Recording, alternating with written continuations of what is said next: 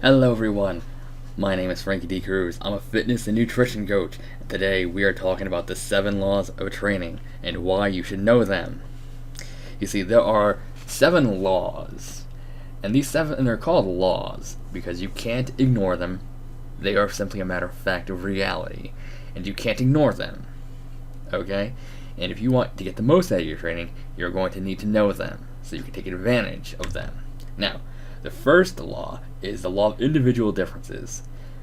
What this law says is we are all unique individuals with a different genetic blueprint, with different muscle fiber compositions. Okay, so you might be more predisposed due to your genetics to excel at endurance sports or exercises, and I might be more predisposed to, say, ballistic sports or exercises. The next is overcompensation, which is, simply put, that our bodies will adapt to repeated stress put on it to ensure that we're no longer under stress because our bodies do not want to be stressed. The next is overload, which is to say, in order to keep getting more overcompensation, we have to progressively increase the amount of stress we're under. Okay? Because you're not going to go ahead and get more overcompensation by doing the same thing over and over and over again. It just doesn't work. The next is specific adaptations to impose demands, the SAID law. And essentially, this law states that our bodies will physiologically adapt to the type of training we're doing. Alright? Which is to say, if we're training for cardio, our bodies are going to adapt to cardio. It does not mean that if we are going ahead and training cardio, we're suddenly not going to get giant muscles. It's just not going to happen like that. The next is the law of use and disuse, which is to say that if you're not using something, you're losing it. So if you're going ahead and training for, let's say, cardio, and then you suddenly stop for whatever reason, it's bored, it's out of season, alright, you stop for a few months, suddenly your whatever benefits you gained are going to start to lose them because you're no longer using them. So your body just assumes, well, I don't need it, so why keep it? And I apologize for the slides being broken, but the next one is the law of specificity.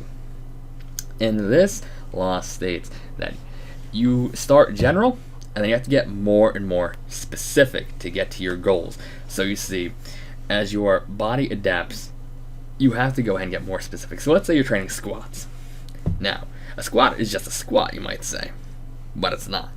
Because at one point, you could go ahead and say, well, I'm going to go ahead and train on an explosive squat, which is to say you're going to lower down to the ground very fast and you're going to explode upwards with as much force and speed as you can to provide maximum force output. But maybe that's not your goal. Maybe your goal is you just want to go ahead and be able to do as many squats as possible. It all depends. You have to be very specific about what you want in order to be able to get it. And this last one isn't going to show because the slides are broken. However, you're going to have to trust me on this one. This last law is the GAS principle, which is General Adaptation Syndrome, which essentially means shock, alarm, resist. Alright? This is what happens when your body suddenly goes through a period of exertion. First, your body's like, oh my gosh, what the heck just happened? And he goes, okay, we can't let that happen again, so we're going to resist. Alright, we're going to make sure it resists.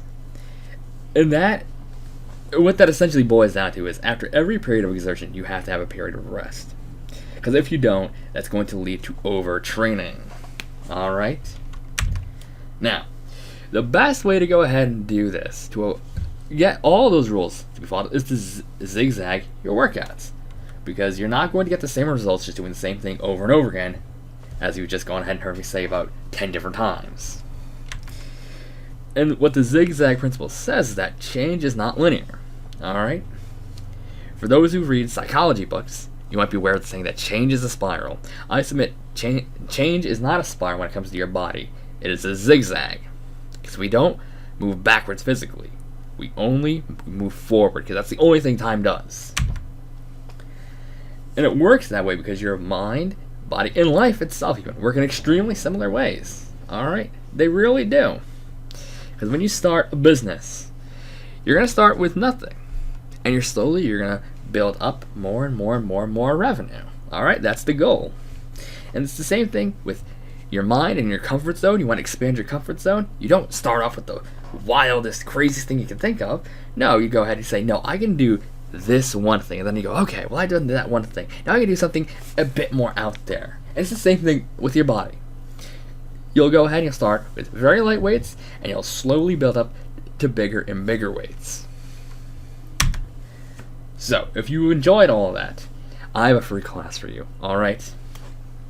And I'm going to show you what may be a very familiar story for some of you, if not one you've experienced, but one you've known someone else to experience. But there's going to be a little bit of a twist, because I'm going to show you how it can have a happy ending.